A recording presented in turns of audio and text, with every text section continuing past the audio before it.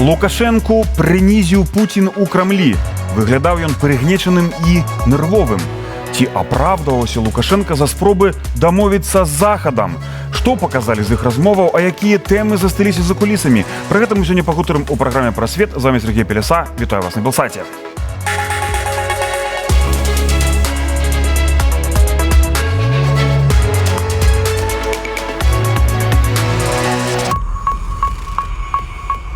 Со мной у студии мой коллега Дмитрий Мицкевич. Привет, Дмитрий. Вітаю. А на сувязі з Белостока Євген Волошин. Привітання, Євгенія. Добрый вечер. Нагадаю, што заўтра на Белсаце выйдзе першая серія новай праграмы Євгена Волошина пад назваю «Карані праблемаў». Калегі, прапаную пачаць ад вельмі важнай, гучнай, я б сказаў, заявы Лукашэнкі, якую ён агучыў сёння падчас перамоваў з Владимиром Путиным у Кремлі. Но что очень важно, да, выборы прошли, не первые же в Беларуси выборы. Ну и что нового? Знаете, что мы не должны упускать из виду? Ведь наши выборы всегда это одна сторона и другая. Ну, другая сторона, как в известном фильме говорили, разбежалась, часть сбежала на Запад небольшая, но все-таки в Беларуси они есть, притаились, где-то кто-то молчит, но тем не менее выше 90% люди пришли на выборы, хотя со всех сторон сдерживающие были факторы, что наших людей придерживали в СМИ и прочее, чтобы они не ходили на выборы, но свыше 90%. И 87 с лишним процентов проголосовали за действующего президента, а ведь это было голосование. Мы с Россией, восточный наш вектор, здесь наша колыбель или где-то там? Ну вот ответ, народ дал ответ. И у нас этот вопрос, как главный вопрос, тихо, не публично, он всегда стоял. Это особенность наших выборов всех. Поэтому вы нисколько не сомневайтесь, не только я, там и мои коллеги, члены правительства, депутаты, сторонники теснейших наших отношений. Мы подтвердили это в нашей единой борьбе сегодняшней, острием которой является конфликт в Украине. И очень важно, что мы всегда придерживались подобного курса, и очень важно, что народ продемонстрировал. Наши люди прекрасно понимают, где наши друзья, а где наши противники, враги и соперники. Євгенія, да цябе першае пытанне, просьба пракаментаваць вось гэтую заяву. Такое ўражанне, што Лукашенка як нейкі такі шылудзівы вучань, хуліган, які там з кімсьці там нелегальна штосьці робіць, да? Ён апраўдваецца перед гаспадаром Крамля за нейкія спробы, што, наладзіць дачыненні з Захадам, маўляў, мы з німі і так, а вот мы вось з усходнім нашым братам. Як ты гэта бачыш? Я Лукашенко апошні раз вось у такой сітуацыі бачыў, калі ён указкай у пачатку вайны, калі напалі на Украіну, паказваў 4 накірункі. Ну, яшчэ падобны выпадак быў, калі пасля 2020 года сустрэча ў Сочы, калі ён ледзьве перад Пуцінам на каленях не стаяў, там такія былі мовы жэстаў, ты толькі не дэстабілізуй мой рэжым. Скапілася вельмі шмат праблемаў. Я думаю, што расейцы былі незадаволеныя вот гэтымі так званымі выбарамі ў Беларусі. Ёсць нейкія дамоўленасці. На Лукашенко ціснуць. Датычна транзіта, не транзіта, ну відавочна нешта сур'ёзнае зараз адбываецца на гэты конт. І ён спрабуе давесці Пуціну, што выбараў не было, а як бы гэтыя выбары і былі. Вот такая ситуация.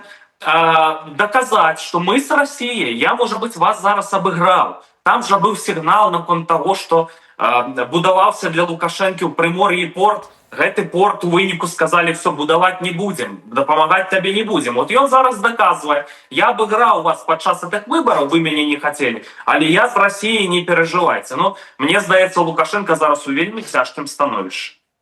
Зміцер, Путін падчас гэтай размовы, Путін пачаў як гаспадар, Лукашенко ему адказваў, і Путін падкрэсліў дзве рэчы, там, акрамя эканомікі.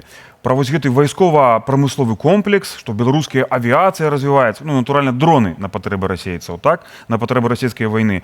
Але ён сказаў і пра культурную экспансію. расійскую Беларусі. Ну, дакладней ён казаў пра дні расійскай культуры і кіно ў Беларусі. Вось наколькі гэта важна в кантэксце такой паўзучай акупацыі Беларусі расейцамі? Ну, па-першае, гэта якраз тыя кірункі, якія Пуціна цікавяць асабіста.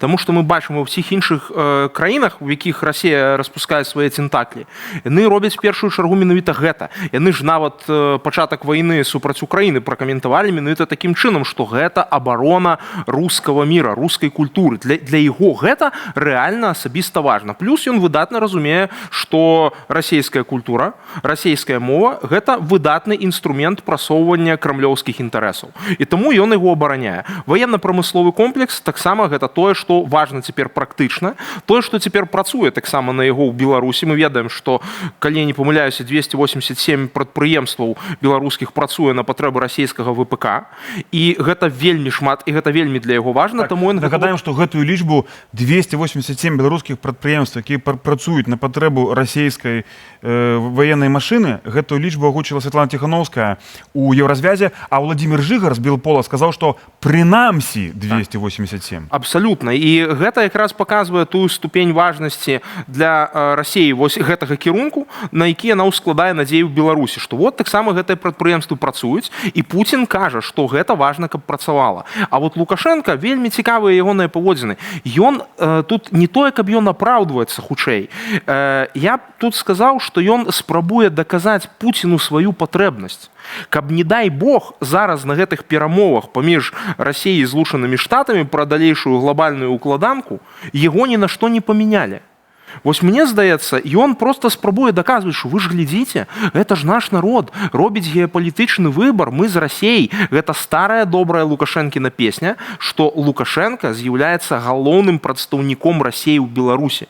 Ён себе такім чынам паказвае, што гэта ён галоўны абаронца расійскіх інтарэсаў на тэрыторыі Беларусі, што глядзіце, без мяне б эти нацыяналісты, яны б там, карацей, устроілі, а это я все абараняю. І вось гэта ён таксама ў чарговы раз падкрэслівае, что это ж я ж вот зрабіў, я ж, карацей, гэты выбор нашаму народу прасунуў, а ты вот, маўляў, Вова, зараз мяне падтрымай за гэта. Гэта прычым народ большасці сваёй падтрымаў мяне, а значыць усходні накірунак, хаця ёсць яшчэ тыя, хто не все уцеклі з Беларусі, яны недзе там хаваюцца, і мы, не гледзячы на іх супраціў, мы вось з нашым расійскім братам.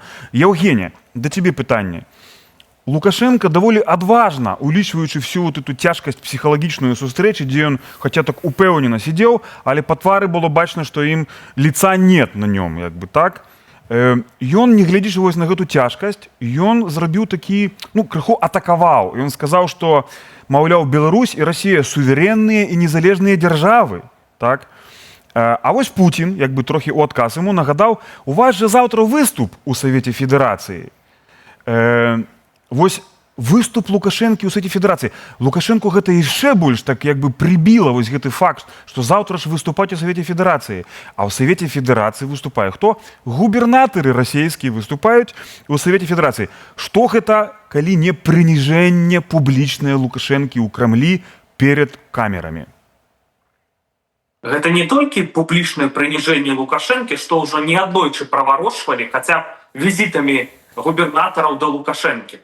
Нават кіраўнік ДНР так прыязджаў. Но это ж і ёсць публічнае прыніжэнне. Но я думаю, што да сённяшняга турбулентнага часу, калі вядуцца перамовы датычна спынення вайны ва ўкраіне, мы, беларусы, павінны сыходзіць з найгоршых сцэнароў. Складана зразумець на 100% паўсюль прапаганда, так? На якіх пазіцыях зараз увогуле Расійская Федэрацыя, Злучаныя Штаты, Украіна. Вот каб на 100% гэта разумець, но я б сыходзіў з найгоршых сцэнароў. І калі мы гаворым пра варыянты анексіі, што Беларусь можа страціць суб'ектнасць, што расейцы могуць это все паказаць у свеце, што Беларусь у пенаты Расійскай імперыі вяртаецца і так далей, я думаю, што гэта рэальныя сцэнары, і час зараз вельмі небяспечны. І вось да чаго Путин Лукашенко, по-моему, у размовах подштурховывает. Лукашенко отбивается, так, не суверенное, незалежное. Хоть по сутности это уже все, что Махчима сдал. Усё да не все. Я думаю, що вельми зараз цікавий вирішальний час. Ні 20-й год, ні 22-й, коли атака на Україну здарилася. А ось усе розворошується саме основне менавіта зараз. Дякую Богу, що є інші гульці, які можуть бути зацікавлені в суб'єктності Білорусі. Україна, ну і Злучені Штати Америки найперше. Так, і ось гэта добрая нагода яшчэ раз запрасіць гледачоў Белсата і гледачоў Прасвета заўтра ў пятніцу знайсці на YouTube-канале Белсат Ньюс і ў эфіры Белсата ўвечары новую праграму «Карані праблемаў», якую вядзе Евген Волошин. Гэта праграма яшчэ глыбей капне, чым Прасвет і зазірне ў тыя бліжэйшыя тыдні і месяцы, якія чакаюць беларусаў. Зміцер, да цябе пытанне. Ці гэта супадзенне, што ў той жа самы дзень сёння ў Маскве прыземліўся Стыў Віткав, адмысловы пасланнік прэзідэнта США Дональда Трампа? Я думаю, што гэта не выпадкова. Пуціну патрэбна цалкам пераглядзець тыя карты, якія ў яго на руках. Ну, раз мы ўжо з падачы Дональда Трампа карыстаемся вось гэтымі дэфініцыямі картачнымі і высветліць, ці ёсць у яго нейкія козыры. Таму што тыя умовы, як мы ведаем, да, якія яны выстаўляюць абсалютна нерэалістычныя, пра гэта мы яшчэ сёння пагаворым, але цікава тое, што яму важна таксама паглядзець на стан Лукашэнкі, маўляў, ну вот як-то ён выглядае, і можа быць давесці да яго ведама, што ён збіраецца ў амерыканцаў патрабаваць. І якім чынам выглядае роля Лукашэнкі ў гэтым. Можа быць таксама ататайку зрабіць, што не вздумаю чарговы раз штосьці выкінуць і там нейкім чынам нейкія сепаратныя, так бы мовіць, перамовы весці, бо гэта нічым добрым не закончыцца. Таму, ну, зноў жа, я думаю, што Лукашенко, калі вернецца, вось яшчэ цікавы момант, будзе расказваць, што гэта мы з Владзімірам Владзіміровичам вялі перамовы з амерыканцамі. Так, бо Лукашенко таксама ў інтэрв'ю расійскім журналістам ужо пачаў весці такую рыторыку яшчэ да сустрэчы з Пуціным, што ўжо мы, маўляў, з Владзімірам Владзіміровичам зараз все вырашым. Гэта нашыя умовы, ён гэта так і назваў, што ну хай яны паглядзяць, што нам трэба, мы ім тут прадставім і гэтак далей. Нібыта Лукашенку нехта збіраецца пытаць, што ён думае пра умовы перамір'я Расіі з ЗША. Евгений, апошняе пытанне да цябе ў гэтым блоку.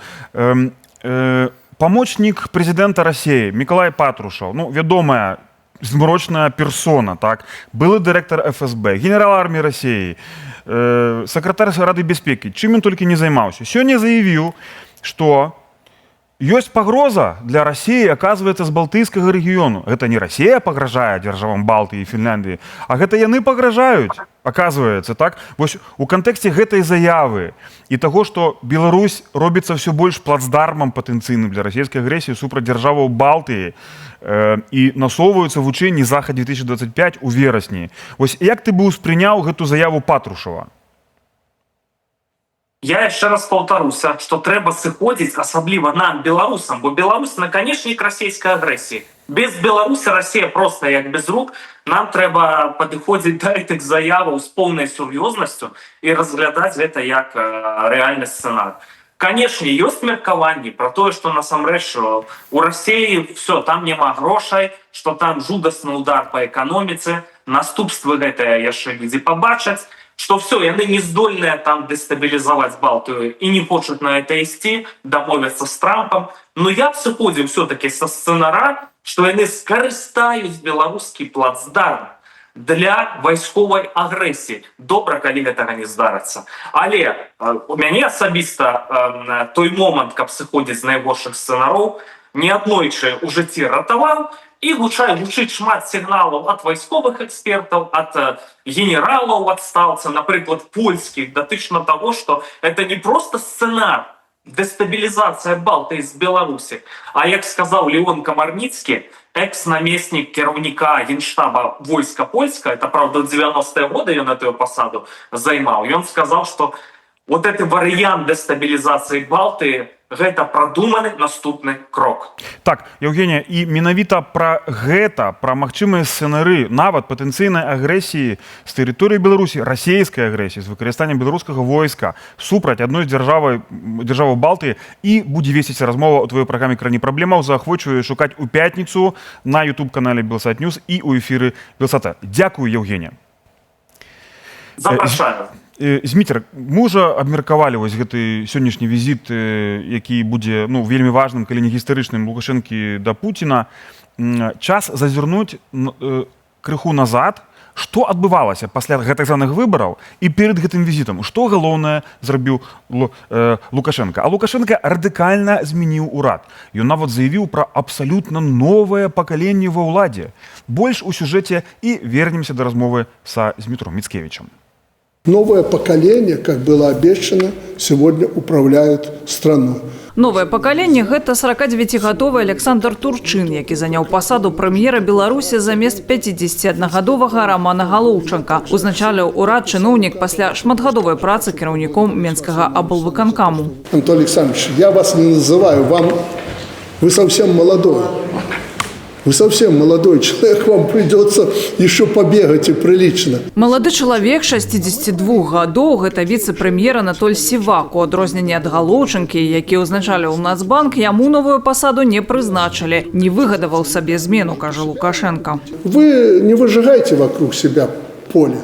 Или делайте так, чтобы оно не выжигалось. Моладзь ва ўладзе калі-небудзь таксама з'явіцца, абяцае Лукашенко, то бок яшчэ маладзейшыя за Сівака людзі. Им надо будет взять страну и вести дальше. Ну, а мы уже с внуками будем наблюдать, как вы будете дальше работать. Ну, не волнуйтесь, не сегодня, когда вы скажете, мы в сторону уйдем, а вам карты в руки. З прысутных за круглым сталом не толькі Сівак застаецца на старым месцы. З новых твараў толькі Кірыл Залескі, міністр інфармацыі, які раней працаваў у парку высокіх тэхналогіяў. Справа ў тым, што большасць міністраў была прызначаная яшчэ да выбараў, патлумачыў Лукашенко. Дзяржаўны орган не толькі не надта аднавіўся, але і не моцна памаладзеў. Аднак дыктатар параўноўвае, відаць, да сябе. Но действительно пришло к управлению страной главным блоком новое поколение, абсолютно новое. Это люди, которым чуть за 40-50, это то поколение, которое сегодня должно, получив опыт, научившись кое-чему у старшего поколения, двигать нашу страну вперед. Галоўны спадзеў, відаць, на Турчына, па сутнасці, другой асобы ў дзяржаўным кіраванні. У вас есть такие президентские склонности, как у меня. Вы можете резко крутануть. Рэзка настолькі, наколькі дазваляе Лукашенко, вядома. Павінна да гэтых людзей быць нейкая давера, што яны і залежны, і яны, як кажуць, дастаткова неамбіцыёзныя і апатычныя, каб не стаць выклікам для рэжыма. І таму ён бярэ вось гэтых, якія сябе ўжо даказалі, ўжо правераныя, астатнія будуць трохі павінны падрастаць. Таму той жа Галоўчанка цяпер кіруе Нацбанкам. Гэтак было заўжды. Чыноўнікі цыркулявалі ўнутры сістэмы з пасады на пасаду. Падавалася б, у сучаснай Беларусі на афіцыйным, так бы мовіць, узроўні даўно засталіся толькі тыя, хто шчыра ці не, але падтрымлівае рэжым. Чаму б не даць дарогу зялёна-чырвонай моладзі? Условнага Шпакоўскага ці Азарёнка можна даслаць сакратарём у пасольства. Ці нешта яшчэ такое даць. Але ж все ж таки нават для гэтага рэжыма пытанняў эканомікі все ж таки нават Лукашенко разумее, што гэтым павінны займацца прафесіяналы. Падаецца, да гэтай думкі Лукашенко дайшоў не сам. Есть такие люди, которые умеют копать или бурить, как Трамп говорил. Бури, детка, бури. Вот они копают, бурят, а вот эта чиновничья работа, ну, им никак не подходит. Выглядае на тое, нібыта хтосьці ў Менску пільна сочыць за палітыкай у Вашынгтоне. Магчыма, нават не толькі сочыць, а мімікруе пад кіраўніка заходняй дзяржавы. І гэтак дасылае сігналы на далёкі кантынент. Зміцер, ну вось гэтыя змены ва ўрадзе адбыліся, але па сутнасці яны нічога не змяняюць, так? Мы бачым працэс, у якім Беларусь ўсё-такі становіцца часткай восі зла, так? І я ведаю, што ты падрыхтаваў штосьці на гэтую тэму. Што цікавага ты прынёс у сваёй рубрыцы «Лінія фронту»? Так, тут сапраўды некалькі важных рэчаў, таму што тут яшчэ шчыльнасць падзеяў вялікая, таму некаторыя выпадалі. Але важна сказаць аб тым, як актывізавалася гэтак званае Міністэрства абароны Лукашэнкі. Учора ў Менск адбыўся таямнічы візіт іранскай дэлегацыі на чале з міністрам абароны гэтай краіны Азізам Насірзадэ. Госці з Тэгерану правялі сустрэчы з міністрам Хрэнінным і гэтак званым дзяржаўным сакратаром Рады бяспекі Лукашэнкі Александром Вальфовічам. Таксама адбылося цырыманіяльнае ўскладанне кветак да стэлы на плошчы Перамогі ў Менску. І ў прынцыпе больш нічога аб гэтым візіце ў афіцыйных крыніцах увогуле не паведамляецца. Толькі вось такое пратакольнае відэа і з дзесятак такіх жа фотаздымках, якія роўна ні аб чым не кажуць.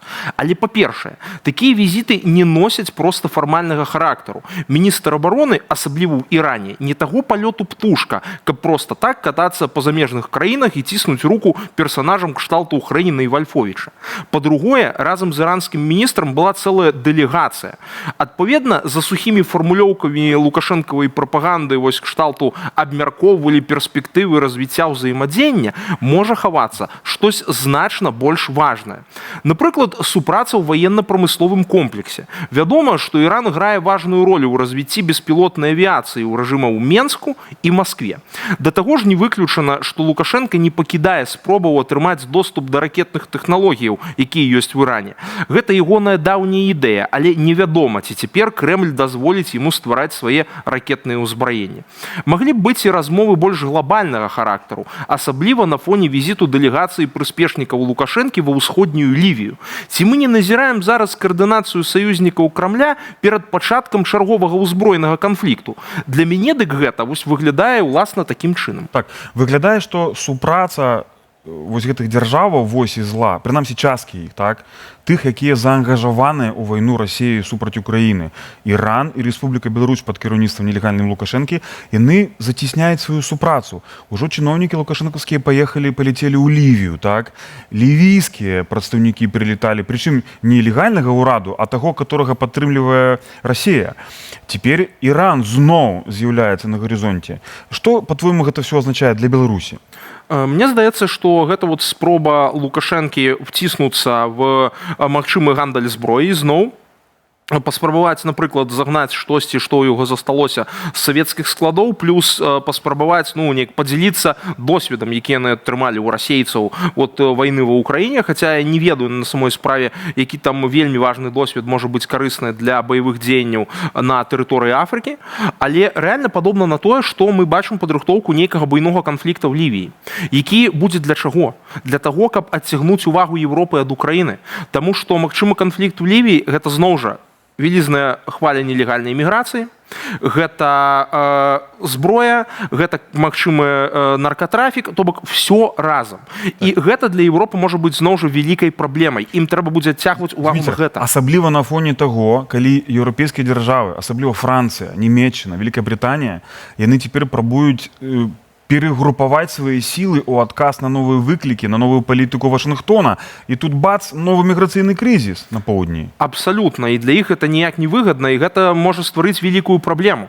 Так што вот гэта якраз выглядае, што Крэмль збіраецца актывізаваць яшчэ адзін кірунак ціска на Еўропу дзеля таго, каб выбіць сабе больш козырей. І Лукашенка в гэтым яму дапамагае.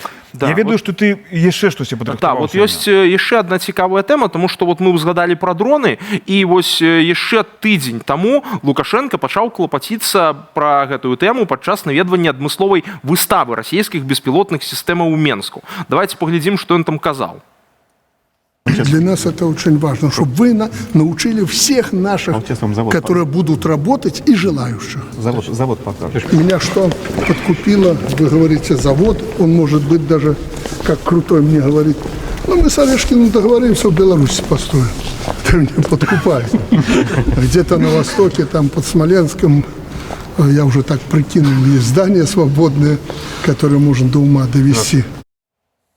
Бачна, што рэжым спрабуе дагнаць сусветныя тренды, толькі не праз суседнюю Украіну, якая зараз з'яўляецца сусветным лідарам вытворчасці беспілотных сістэмаў, а як звычайна нейкім дзіўным абыходным шляхам. Вось гэтым разам праз нейкія расійскія кампаніі. Дарэчы, прасунутасць Украіны ў гэтай тэме была адзначана ў ЗША. Амерыканскія кампаніі, нягледзячы ні на якія палітычныя землятрусы, ствараюць супольныя праекты з украінцамі ў распрацоўцы і вытворчасці беспілотных сістэмаў і будуць гэта працягваць. Зміцер, расійскія дроны ў Беларусі. Яны ж не толькі на выставе вось гэтай. Яны ў паветры лётаюць, шахеды ад ліпеня мінулага года над Беларусю лётаюць і яны падаюць на Беларусь. Так? Вось у гэтым кантэксце Як для цябе прагучала дзіўная вельмі заява ці каментар Лукашэнкі, маўляў, я ведаю вельмі добрыя там аб'екты, дзе можна размесціць вось гэту фабрыку дронаў недзе там у кірунку Смаленска. Што вось, чаму пра Смаленск ён сказаў? Таму што там, па-першае, в Оршы і так ёсць авіябудаўнічы кластар.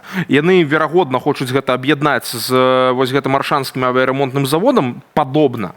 Плюс, ну, зноў жа, той кірунак не блізка да мяжы з Украінай, то бок, каб не было магчымасці украінцам по ім бахнуць. А я думаю, то, што Лукашенко гэтую магчымасць все ж таки ў галаве трымае, таму што гэта будзе аб'ект, які непасрэдна будзе накіраваны супраць бяспекі Украіны. Плюс, зноў жа, можа быць гэта раптам таксама яшчэ адзін з магчымых такіх козыраў. Маўляў, вот мы не будзем прадаваць, дакладней вырабляць там гэтыя дроны, а што вы нам за гэта дасце? Можа быць таксама такая спроба пагандлявацца. Ну і плюс вось гэта таксама частка такой стратэгіі Лукашэнкі па пабудове стасункаў з дробнымі расійскімі з гэтымі губернатарамі, таму што вот на этой сустрэчы, выказванні, з якой мы паглядзелі, быў таксама і губернатар Самарскай вобласці. Даволі скандальная в Расіі цяпер персона, але якая лічыцца асабістым стаўленнікам Пуціна.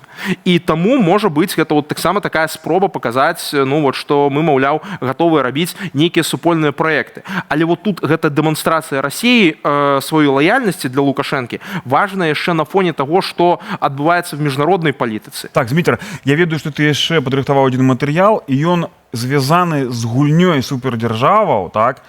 І там з'яўляецца зноў тэма Беларусі. Беларусь там у цэнтры. Да, вот менавіта, і гэта якраз і наводзіць на гэтыя думкі пра магчымы размен, таму што вот такая важная рэч, што The Washington Post атрымаў доступ да дакумента аднаго з блізкіх да ФСБ інстытутаў, у якім змяшчаюцца рэкамендацыі па перамовах з ЗША вакол Украіны.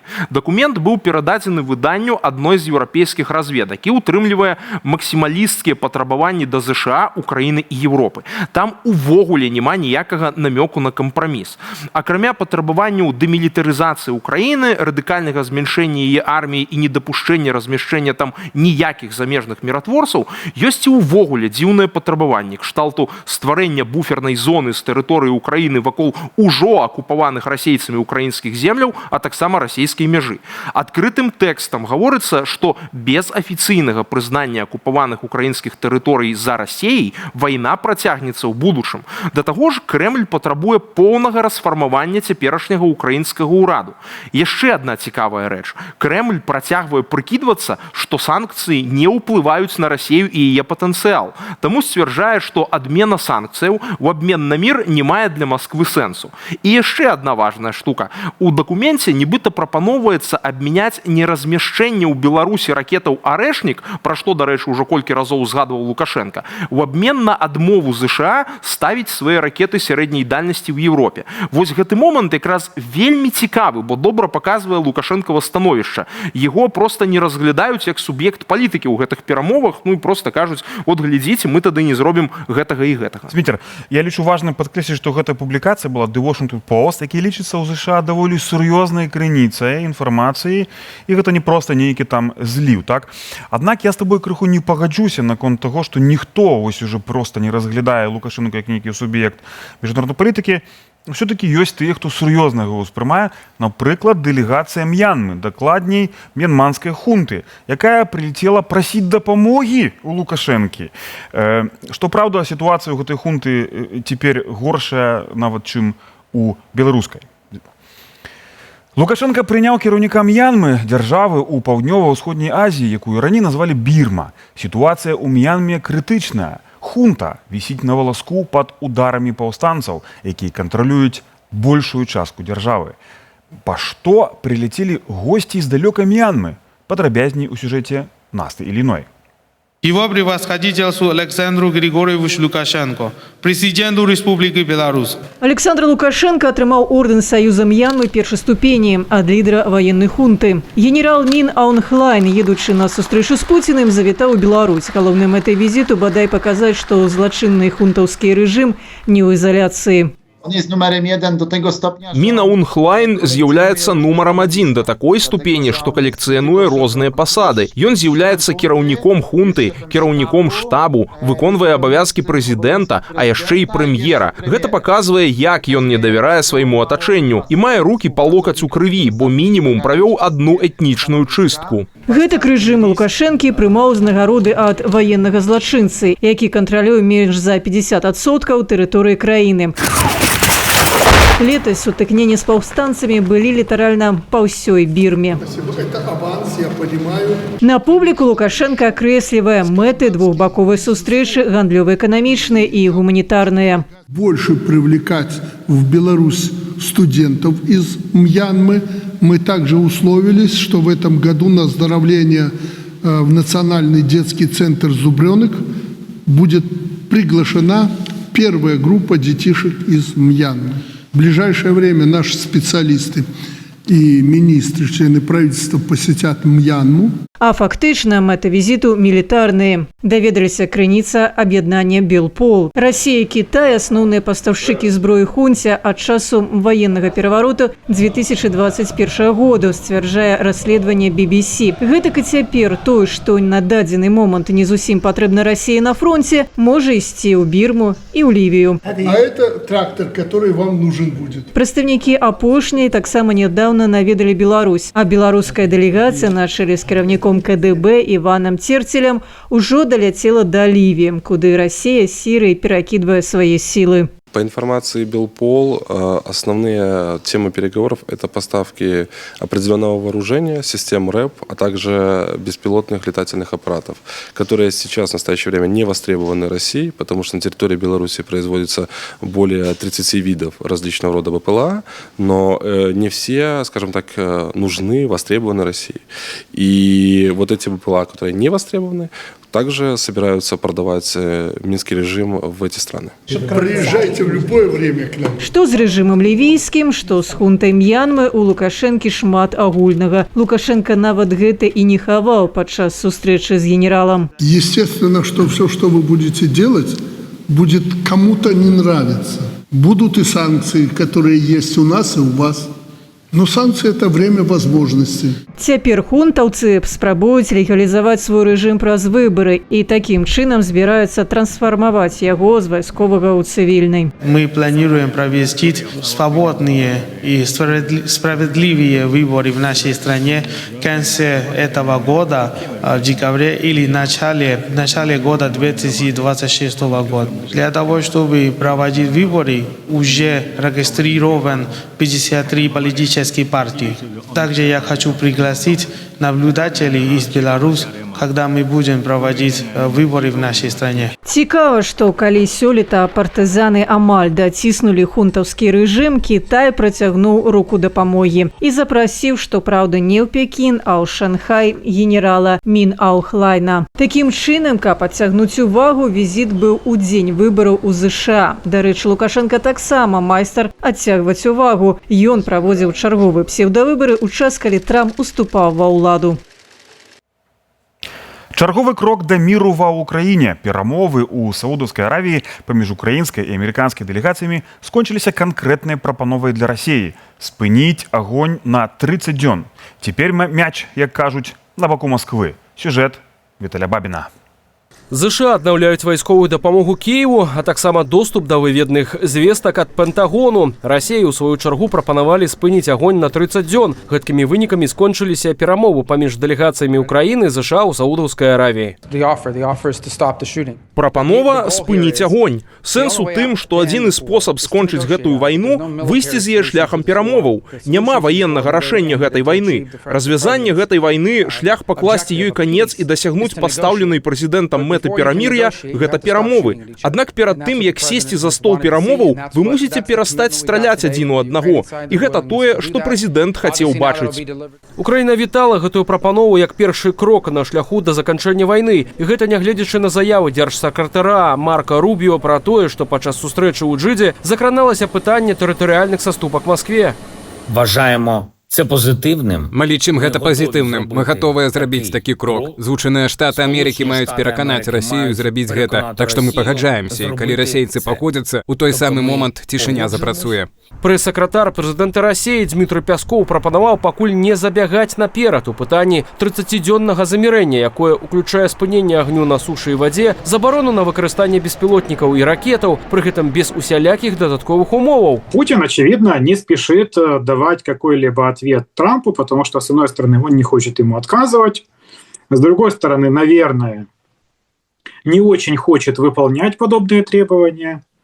Поэтому я думаю, что он, скорее всего, не планирует давать прямой отказ, но, с другой стороны, может попытаться манипулировать этой темой, выдвигая какие-либо встречные требования. Больш затое менавіта цяпер Пуціну цяжка пагадзіцца на такую прапанову яшчэ і таму, што Расія паступова прасоўваецца на ўсходнім фронце, а таксама мае пэўныя поспехі ў Курскай вобласці. У сераду сталася вядома, што ЗСУ часткова пакінулі расійскую суджу. На ўскраінах гораду працягваюцца баі. Я думаю, што ёсць вялікая розніца паміж апошнім візітам, які вы бачылі ў авальнай зале. Гэта поўнае спыненне агню. Украіна на гэта пагадзілася і спадзяюся, Расія пагодзіцца. Вынікі гэтага пагаднення паміж Кіевам і Вашынгтонам вітала большасць еўрапейскіх лідараў. Прэзідэнт Францыі Эммануэль Макрон заявіў, што цяпер мяч на баку Расіі. Па свежых слядах міністры абароны Вялікай Брытаніі, Францыі, Нямецчыны, Італіі і Польшы абмеркавалі ў Парыжы гарантыі бяспекі для будучага мірнага пагаднення. Яны ўключаюць адпраўку ва ўкраіну еўрапейскіх міратворцаў. Аднак што будзе, калі Крэмль не скарыстаецца ў выніку гэтай прапановай ды адмовіць ЗША? Ну і самае галоўнае, што ў гэтым выпадку зробіць Дональд Трамп? До недавних пор он избегал каких-либо аспектов давления прямого на Путина. Он не упоминал каким-то образом негативно самого Путина, всегда отзывался о нем крайне положительно. С другой стороны, он говорил о том, что могут быть введены некие санкции против России, но какие конкретно он не уточнял. То есть пока что это полная загадка, каким образом может отреагировать Трамп, если Путин, например, ему откажет. Белы дом застанецца незадаволеным і ў выпадку, калі Крэмль пачне проста цягнуць час. Выданне CNN паведамляе, што Путін хутчэй за ўсё пагодзіцца на прапанову Трампа, каб стварыць ілюзію хаўрусніка амерыканскага лідара. А вось крыніцы агенцтва Reuters лічаць, што Масква наўрад ці захоча кароткачасовага прыпынення агню, зрэшты, як і самога міру. Дорогие сябры, гэта ўсё на сёння ў прасвеце. Я заахвочваю шукаць нашу праграму на YouTube-канале Белсат News, а таксама на партале Белсат.eu. Там жа заўтра з'явіцца і новая праграма Евгена Волошина «Карані праблемаў». Для вас працавалі я, Сергей Пелесак і ўся каманда нашай праграмы. Бывайце, трымайцеся і да сустрэчы роўна праз тыдзень.